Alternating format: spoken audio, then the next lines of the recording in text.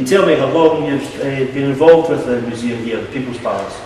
Well, I've been working at People's Palace since October 1998, so I've been here now for quite a while.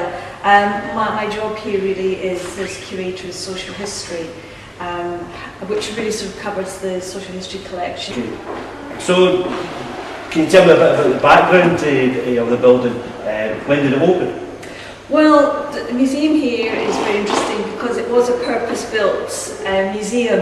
It opened back in January 1898, so we've been here for 111 years, serving the people of Glasgow.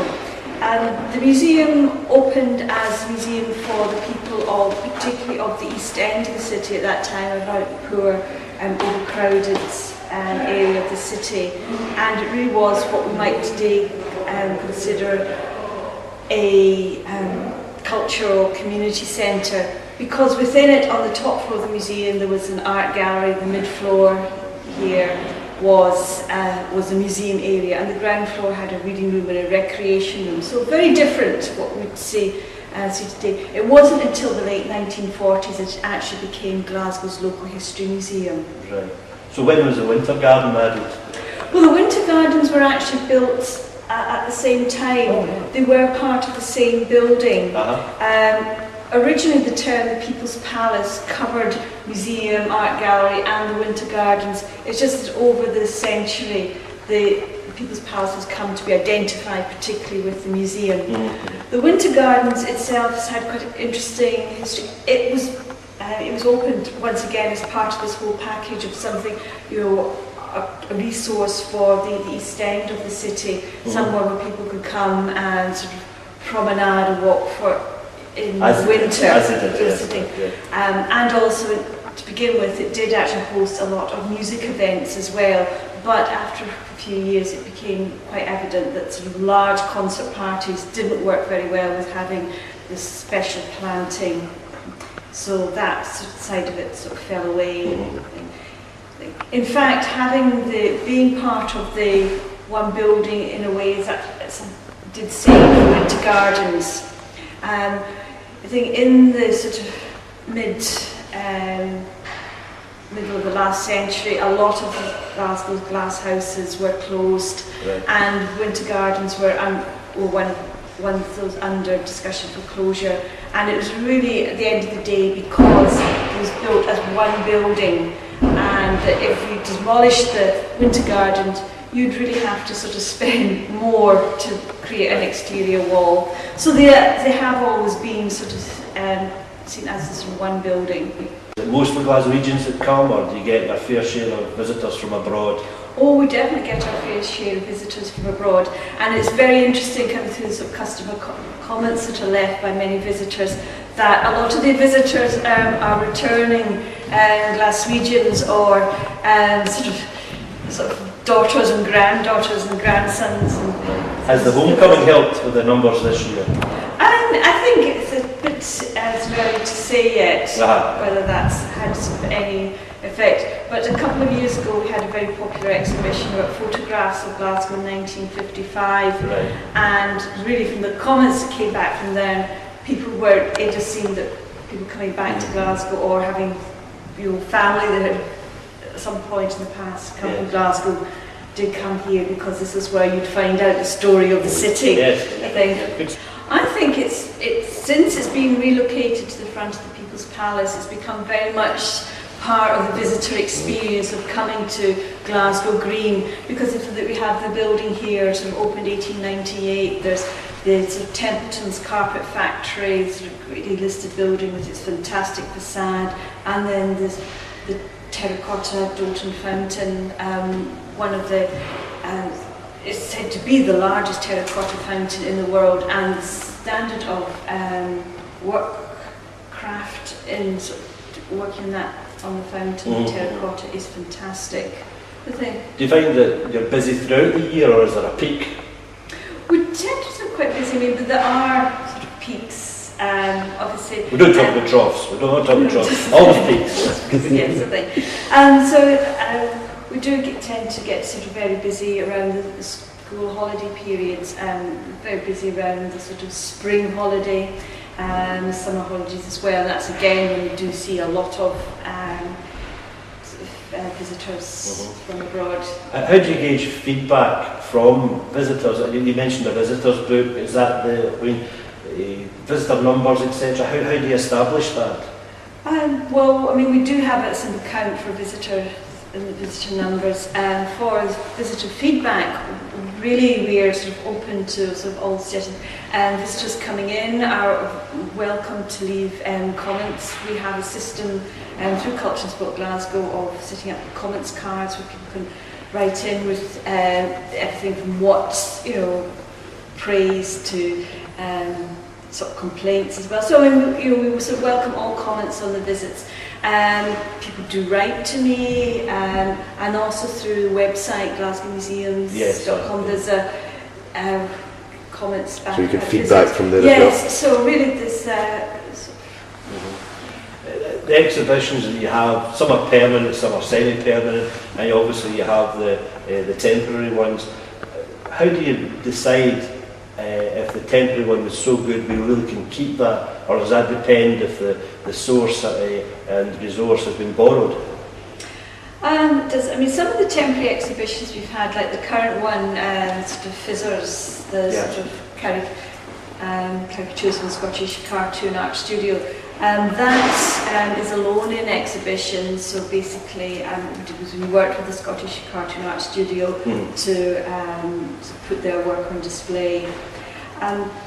Sometimes we have in the past developed temporary exhibitions around items in the collection, which from our own collections. A couple of years ago we had an exhibition about the Glasgow family portrait, which is on display here all the time, but we took the opportunity to then let our conservation staff work on it. The portrait was examined and then cleaned and retouched in public, and we also tied that into looking at Glasgow and the effect of the tobacco lords and sort of links with slavery. The staff seem very helpful and very friendly. Have they given any kind of special training at all? Well, we now have a whole section within the museum service to look after whole issues around learning and access. And each museum has its own team of learning assistants who are trained and also encouraged to develop their skills, particularly in relation to a whole wider range of lifelong learning. But that does include sort of working with, doing a lot of work with the schools. Yes, it just is something that has been noticed, and it's obviously a very good thing to keep the children interested. Can I move on and say that there are 3 floors for the exhibition? How are they organised? There are actually 2 floors of exhibition. Okay. The ground floor has the shop and also the temporary exhibition space, which is also now becoming the learning room, which will be used by the learning assistants when groups in, including school groups. Right. So the museum itself, the displays are mainly through the 2 floors. Right.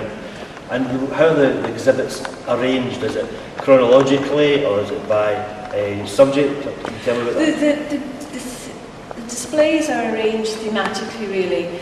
So basically, there are displays which looks at topics like the First World War, the Second World War, particularly how it sort of relates to experience of Glasgow and Glaswegians.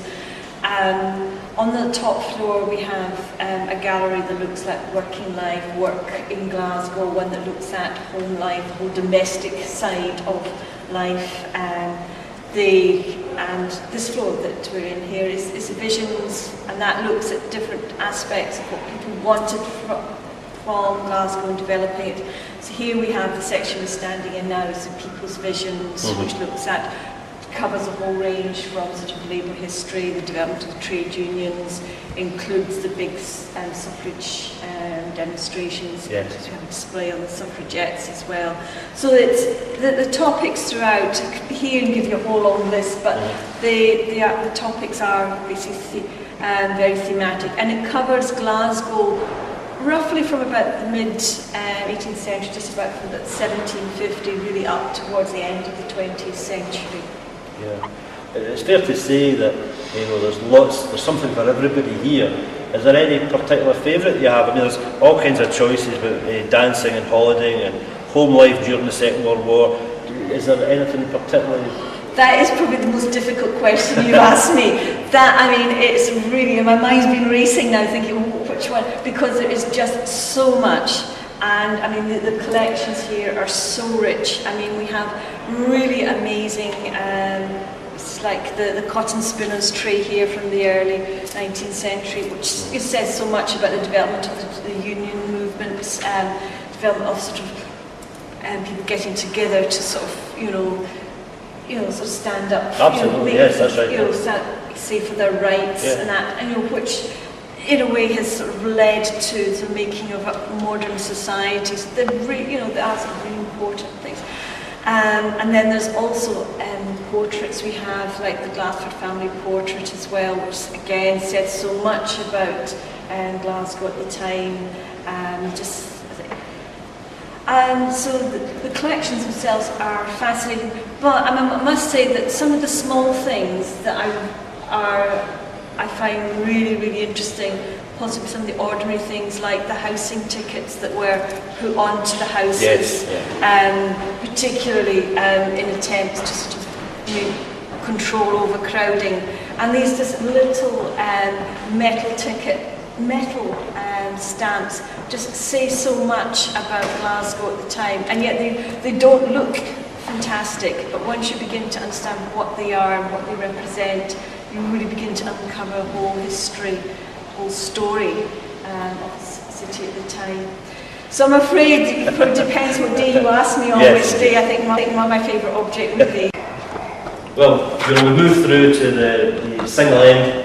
I would imagine this would be very popular with the people returning to Glasgow to trace their family roots. Is that the case? Yes, I mean, in fact, the single end has proved to be probably the most popular part of the museum, with people of all ages and sort of all backgrounds, and particularly because we talked earlier about schools visits, and it's fascinating to sort of younger people as well, and it is included in some of the school workshops, because the idea is of a whole family living in a one-room house. But yes, it's the area that does sort of evoke a lot of memories from people, and people coming back. Because one of the reasons a lot of people did leave Glasgow, particularly in the 1950s, was the shortage of housing. Yes. It did. So the sort of single end sort of symbolises a lot of that. Right, so People's Palace, we're open 7 days a week. We're open every day we're open every day from 10 to 5, apart from Fridays and Sundays when we're open from 11 to 5. And the only days we're closed are Christmas Day, Boxing Day, and 31st of January for Hogmanay celebrations, and also the 1st and 2nd of January. And we're free. So please come and visit us.